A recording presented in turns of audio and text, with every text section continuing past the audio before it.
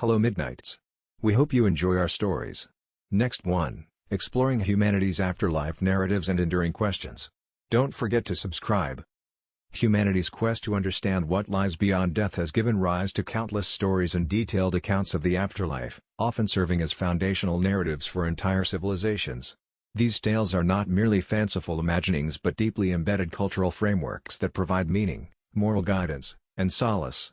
Beyond established religious doctrines, a vast tapestry of myths, folklore, and paranormal phenomena also intertwines with humanity's perception of what happens after life ends, hinting at the presence of the departed in our world.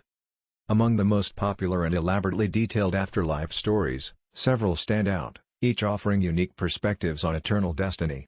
Christianity, for instance, offers one of the most widely recognized and influential depictions of the afterlife in the Western world, articulated across centuries of theological development, biblical interpretation, and popular culture.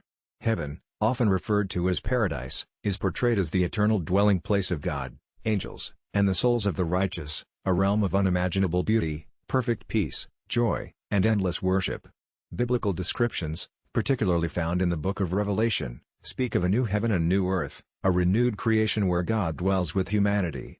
This celestial abode is vividly imagined as a New Jerusalem, a city of pure gold, like clear glass, with foundations adorned with every kind of precious stone, its 12 gates each a single pearl. Here, he will wipe every tear from their eyes. There will be no more death or mourning or crying or pain, for the old order of things has passed away, promising an end to all suffering. The ultimate joy for its inhabitants is the unmediated, face-to-face presence of God, known in Catholic theology as the beatific vision, where they will see his face, and his name will be on their foreheads. Those in heaven perpetually worship God and the Lamb, Jesus Christ, engaging in hymns, prayers, and fellowship, and while not explicitly detailed, the hope of reuniting with loved ones is a common Christian belief, founded on the idea of perfect community in God's presence. Entry to this divine realm is generally believed to be for those who have accepted Jesus Christ as their Savior, confessed their sins, and lived a life generally aligned with God's will, though different denominations have varying nuances on the criteria, such as emphasis on faith alone or faith demonstrated through good works.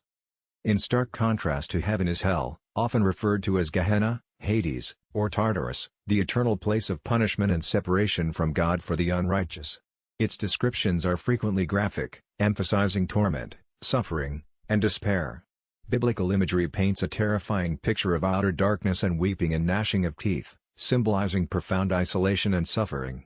The most common metaphor for hell is eternal fire and unquenchable fire, signifying relentless pain and destruction. The Gospel of Mark speaks of a worm that does not die and the fire that is not quenched, emphasizing unending torment, while a Revelation describes a horrifying lake of burning sulfur as the ultimate destiny of the wicked. Those who reject God's salvation, persist in unrepentant sin, and fail to live according to divine commands are believed to go to hell. The severity and duration of punishment are subjects of theological debate, with some Christians believing in literal eternal conscious torment, others in annihilation, non-existence, and some in universal salvation. Furthermore, Catholicism introduces the concept of purgatory, an intermediate state of purification for souls who die in God's grace but are not yet perfectly purified to enter heaven. It is a temporary state where souls undergo suffering to cleanse venial sins or the temporal punishment due to mortal sins, the purpose being to make souls entirely ready for the holiness of heaven. The suffering in purgatory is understood as cleansing and ultimately redemptive, distinct from the eternal condemnation of hell, and its duration varies depending on the individual's need for purification, with prayers and good works by the living able to assist souls there. Islam also provides a highly detailed and vivid description of the afterlife, emphasizing Allah's justice and mercy, with Jannah, paradise or garden, as the ultimate reward for the righteous, a magnificent garden of eternal bliss and joy. It is depicted as a place of perfect peace, contentment, and physical and spiritual delights, far surpassing anything on earth.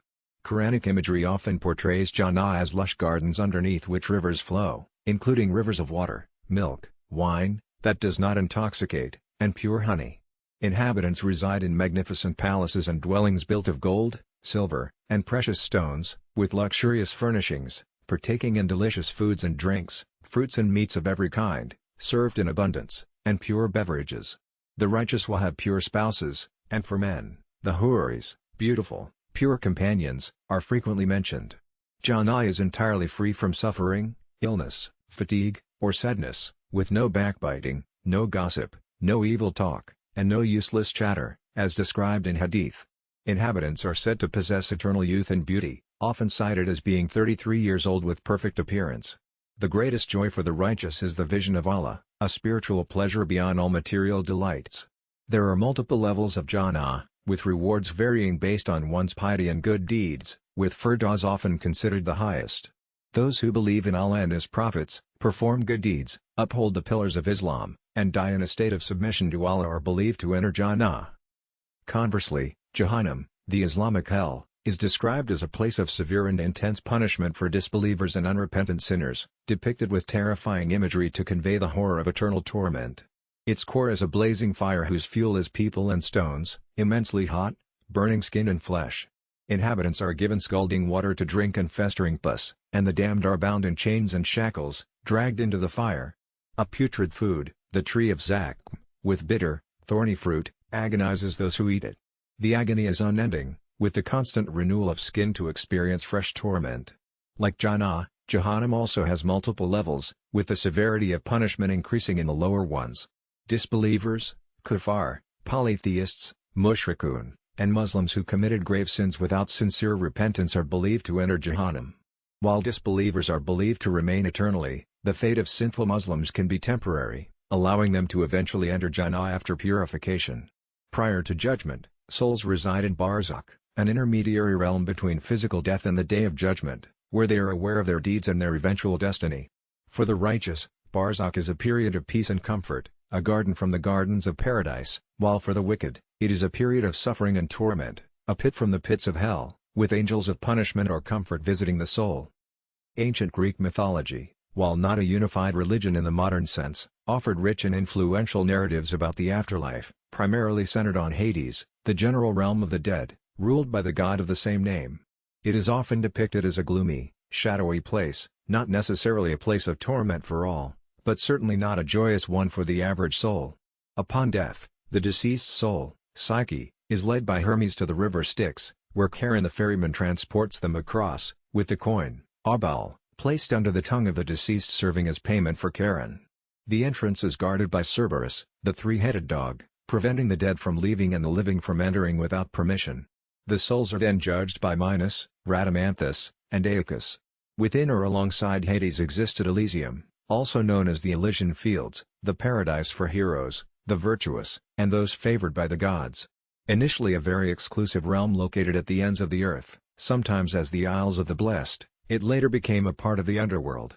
Life in Elysium was one of perfect happiness, lush meadows, gentle breezes, and perpetual spring, where souls enjoyed their favorite pastimes, free from toil, sorrow, and pain, with music, feasting, and general bliss. Notable inhabitants included heroes like Achilles and Heracles, and according to some accounts, even ordinary virtuous people later on, as the concept of Elysium evolved over time, becoming more accessible to those who lived a righteous life rather than just the favored or heroic. At the opposite end of the spectrum was Tartarus, the deepest abyss of the underworld, a place of extreme torment and punishment for the wicked and those who committed heinous crimes against the gods. Initially a primordial force, a great chasm where the Titans were imprisoned after their defeat by Zeus, Tartarus held infamous inhabitants subject to eternal punishments. Sisyphus, for example, was condemned to endlessly roll a massive boulder uphill, only for it to roll back down each time it neared the top, symbolizing futile labor. Daedalus was forced to stand in a pool of water beneath a fruit tree, forever tantalized by water that receded when he tried to drink and fruit that moved out of reach when he tried to eat. Ixion was bound to a fiery, eternally spinning wheel for attempting to seduce Hera. The Danaids, the 50 daughters of Danaus, were condemned to endlessly fill a leaky jar with water, a task symbolizing futility. Tartarus served as a stark contrast to Elysium, providing a clear moral framework for consequences in the afterlife. Norse mythology offers several potential afterlives, reflecting a warrior culture and different fates based on how one died. Valhalla, the majestic hall in Asgard, ruled by Odin, is where the bravest warriors slain in battle, Einherjar, are brought by the Valkyries. Life in Valhalla is not a realm of peace but a warrior's paradise. The Einherjar spend their days feasting, drinking mead, and mock battling, preparing for Ragnarok, the final battle of the gods. Their wounds heal by evening, and the cycle of feasting and fighting continues daily, all for the purpose of gathering an army for Odin to fight against the giants during Ragnarok. Only a select half of those who die heroically in battle are chosen by Odin and the Valkyries, the other half go to Folkvanger, Freya's field. Folkvanger, a less commonly detailed but equally important afterlife realm, is presided over by the goddess Freya, who claims half of the warriors who die in battle, offering an alternative to Valhalla. Its specific activities are less elaborated than Valhalla, but it is also understood as a place of honor. In stark contrast to these warrior heavens is Helheim, a vast, cold, and gloomy underworld realm ruled by Hel, the daughter of Loki. It is often reached by a perilous journey across cold rivers and through dark lands. Helheim is primarily for those who die of old age, illness, or other straw deaths, not in battle. It's not inherently a place of punishment for most, but rather a bleak and dreary existence, a stark contrast to the vibrant Valhalla. Within or near Helheim, a more terrifying section called Nostrand, Corpse Shore, exists, a hole made of serpent spines, where oath-breakers, murderers, and adulterers are punished, a description showing some influence from Christian concepts of hell. Pure Land Buddhism, particularly popular in East Asia, offers a distinct afterlife concept as a means to achieve enlightenment more easily. Sukhavati, or the Land of Bliss, is a celestial paradise created by Amitabha Buddha, Amida Buddha. It is not a final destination but a stepping stone to nirvana, where conditions are ideal for achieving Buddhahood. This environment is described as beautiful, radiant, and free from suffering, featuring jeweled trees, lotus ponds, pleasant sounds of Dharma, and abundant pure beings. There are no lower realms of existence, such as animals, hungry ghosts, or hell beings. Rebirth in Sukhavati is achieved primarily through faith in Amitabha Buddha and sincere recitation of his name, Nyanfo in Chinese, Nembutsu in Japanese. It is considered a path of other power, relying on Amitabha's vow, rather than self-power, which relies solely on one's own efforts. Once reborn in Sukhavati, practitioners are free from all suffering and distractions, able to learn directly from Amitabha Buddha and other enlightened beings, swiftly progressing towards full enlightenment, Buddhahood, without falling back into the cycle of samsara. This concept offers hope for ordinary people who might find the rigorous practices of other Buddhist schools too difficult to achieve enlightenment in this lifetime. While the ultimate goal in Hinduism is moksha, liberation from samsara, the concept of temporary heavens and hells exists as places where souls experience the results of their karma before rebirth. Svarga encompasses various heavenly realms where souls temporarily reside to enjoy the fruits of their good karma. These realms are beautiful and pleasurable, but impermanent, with Indraloka, ruled by Indra, being the most prominent. Higher, more permanent spiritual realms associated with Vishnu and Shiva, respectively, such as Vaikuntha and Kailasa, are closer to moksha and are considered eternal for those who achieve devotion to these deities. Life in Svarga involves immense happiness, beauty, and satisfaction, where souls enjoy sensual delights and divine company until their accumulated good karma is exhausted. Conversely, Naraka refers to numerous hell realms, often said to be 21 or more, where souls temporarily experience intense suffering as a consequence of their bad karma. Each Naraka is tailored to specific transgressions, with Yama, the god of death, presiding over judgment and the administration of punishments. Punishments vary widely, from being boiled in oil, impaled, or devoured by fierce creatures, all designed to purify the soul of its negative karma. The duration of a stay in Naraka is proportional to the severity of the sins committed, and once the negative karma is exhausted, the soul is reborn on earth or another realm. These realms are not for eternal damnation but serve as a purifying process to balance karma before the soul continues its journey through samsara. Jewish thought on the afterlife is complex and has evolved, with less emphasis on detailed descriptions compared to some other religions, focusing more on ethical living in the present. In early Hebrew scripture, Sheol is often depicted as a shadowy, undifferentiated realm of the dead, a common destiny for all, regardless of righteousness, a place of silence and inactivity, not necessarily punishment or reward. Over time, particularly in later Rabbinic Judaism, Sheol's concept became more nuanced, sometimes seen as a temporary holding place or even encompassing different sections for the righteous and the wicked. The term Olam Haba, or the world to come, can refer to two main concepts: the Messianic era, a transformed world on earth where the Messiah rules, righteousness prevails, and there is peace and knowledge of God, often including the resurrection of the dead, and the spiritual afterlife, a spiritual realm for souls after death. The exact nature of this spiritual realm is often left ambiguous, but it is understood as a place of reward for the righteous, enjoying the presence of God. Gan Eden, the Garden of Eden, is often equated with this spiritual paradise in Olam Haba, a place of spiritual delight and communion with God for the righteous. Finally, Jahannam, often referred to as Gehenna, is understood as a place of temporary spiritual purification or refinement for the wicked, typically not considered eternal punishment but a cleansing process lasting up to 12 months for most. Only the utterly wicked are thought to remain there permanently or be annihilated. Beyond these structured religious doctrines, the concept of the afterlife permeates various myths, folklore, and paranormal beliefs, suggesting a continued interaction between the living and the dead. One pervasive belief across cultures is that of ghosts or spirits, disembodied souls of the deceased who remain in the earthly realm. These apparitions are often associated with unfinished business, strong emotional ties to a place or person, or a sudden, violent death. Poltergeist activity, characterized by inexplicable physical disturbances like moving objects or strange noises, is often attributed to restless or mischievous spirits. The myth of the Banshee in Irish folklore, a female spirit whose wailing foretells a death in the family, is another example of a spectral entity linked to the transition from life to death. Many traditions also include death omens and portents, signs or events believed to foreshadow a person's impending death or the arrival of a spirit. These can range from specific bird calls to dreams, or even the feeling of a sudden cold chill. The ancient Roman belief in lemurs, restless and sometimes malevolent spirits of the unburied dead, highlights the importance of proper funerary rites to ensure a peaceful afterlife. Conversely, ancestor veneration, a practice common in many indigenous cultures and East Asian traditions, involves honoring deceased relatives through rituals and offerings, believing that their spirits can still influence the living and provide guidance or protection. This often includes maintaining ancestral altars and celebrating festivals like the Mexican Day of the Dead, Dia de los Muertos, where families invite the spirits of their deceased loved ones to return for a joyful reunion. The phenomenon of near-death experiences, NDEs, where individuals recount vivid, often profound experiences while on the brink of death, provides another lens through which people contemplate the afterlife. Common elements reported include entering a tunnel of light, encountering deceased loved ones, experiencing a feeling of overwhelming peace and love, and a life review.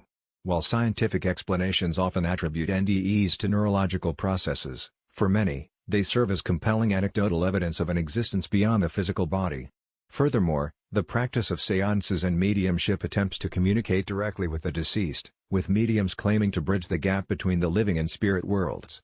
These practices, though often controversial and subject to skepticism, reflect a deep human desire to connect with those who have passed on and seek reassurance or closure regarding their ultimate fate.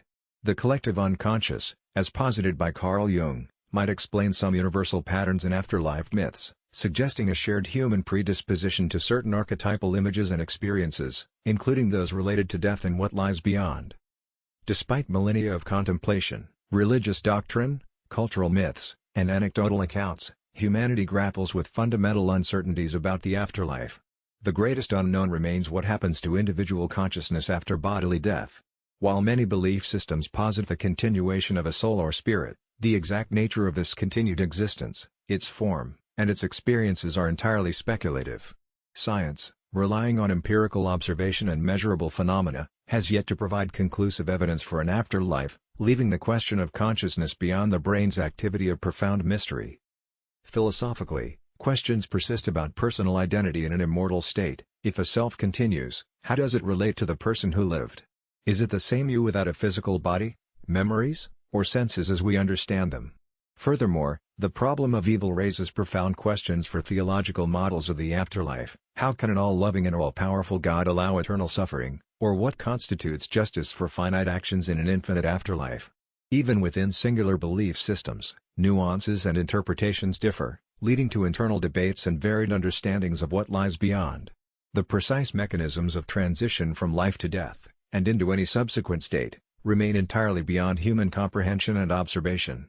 Whether it is a journey, a transformation, or a simple cessation, the how of the afterlife remains the most elusive secret.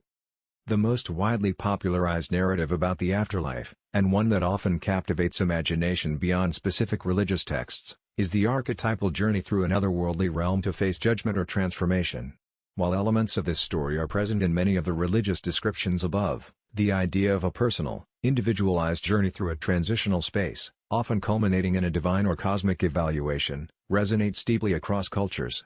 This narrative often begins with the soul separating from the body, An experience frequently described as a peaceful detachment or a gentle floating sensation, akin to accounts from near-death experiences. The departed then find themselves in a liminal space, neither fully of the living world nor fully in their final destination. This space might be depicted as a shadowy expanse, a shimmering tunnel of light, or a vast, cosmic highway. Along this journey, the soul often encounters guides, benevolent spirits, angels, or even deceased loved ones, who offer comfort or direction. A pivotal moment in this popular narrative is the life review, where the soul is said to re-experience every moment of its earthly existence, not just from its own perspective, but from the perspective of those it interacted with. This panoramic recall serves as a profound moment of self-assessment, highlighting both acts of kindness and instances of harm, leading to an innate understanding of one's karma or moral standing. This is often followed by a judgment scene, not necessarily a formal trial, but a cosmic weighing of one's actions, intentions, and character. This judgment determines the soul's next step. For some, it might be a cleansing process, akin to the Catholic purgatory, where impurities are purged through a period of reflection or a mild, corrective discomfort. For others, it leads directly to a realm of unparalleled beauty and peace, a celestial paradise often characterized by lush gardens, harmonious music, and the presence of transcendent beings or a divine light. Conversely, for those whose earthly actions were marked by grave wrongdoing, the journey might lead to a darker, more desolate realm, where they experience the consequences of their negative actions, not necessarily as eternal torment, but often as a period of profound self-realization of their misdeeds, sometimes in isolation or amidst stark, unsettling landscapes. This popular story often concludes with the soul either merging with the universal consciousness, being reborn into a new existence, or entering a state of eternal bliss or reflection, having fully processed and accounted for its earthly life.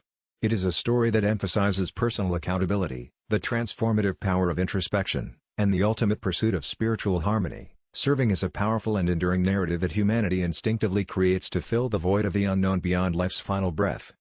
The afterlife, in all its diverse and often contradictory forms, remains one of humanity's most enduring and fundamental inquiries. While religious traditions offer detailed roadmaps and mythical narratives provide compelling imagery, the objective reality of existence beyond death remains shrouded in mystery. Our understanding is limited by the boundaries of human perception, scientific methodology, and the very nature of consciousness itself. Ultimately, beliefs about the afterlife serve not as definitive answers, but as profound reflections of our hopes, fears, moral compasses, and our deep-seated longing for meaning and continuity in the face of life's ultimate transition. It is this fundamental unknown that continues to fuel philosophical inquiry, spiritual devotion, and the endless storytelling that defines the human experience.